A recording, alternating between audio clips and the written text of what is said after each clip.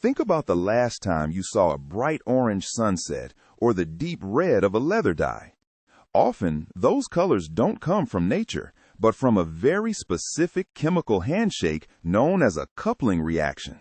But how do we take two relatively simple colorless molecules, like phenol or aniline, and join them together to create such intense, vibrant pigments? To understand this, we first need to look at our hooks, the diazonium ions. Imagine a benzene ring where two nitrogen atoms are perched on top, locked in a triple bond. This nitrogen group is incredibly unstable. It's practically screaming to leave as nitrogen gas. This makes the carbon it's attached to an extreme electrophile. It is desperately looking for electrons. Now, let's bring in our partners, phenol and aniline. At first glance, both look like standard benzene rings, but notice the attachments. Phenol has an OH group and aniline has an NH2 group. These aren't just decorations. These groups are activating.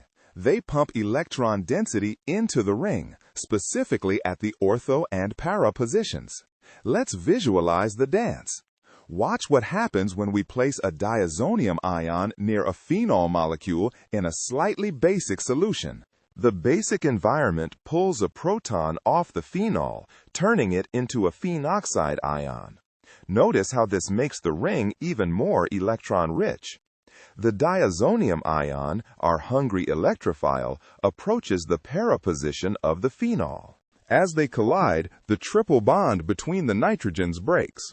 One nitrogen stays attached to its original ring, while the other reaches out to grab the phenol. And here's the key insight. They don't just sit next to each other. They become one continuous system. Looking at this new structure, you'll see an north equals in bridge. This is the azo bond. But why does this produce such brilliant colors? Before the reaction, the electrons were trapped in small, separate pools. But now, look at the entire molecule. Because of that azo bridge, the pi electrons can now flow freely across both rings. This is called conjugation. We've effectively created a massive antenna for light. This antenna is so large that it stops absorbing invisible UV light and starts absorbing visible blue or green light, reflecting back the vivid oranges and reds we see in dyes. Now, if we switch phenol for aniline, the mechanism is almost identical, but we usually perform it in a slightly acidic medium. Aniline's nitrogen has a lone pair that pushes into the ring, making the para position attractive to the diazonium ion. The result?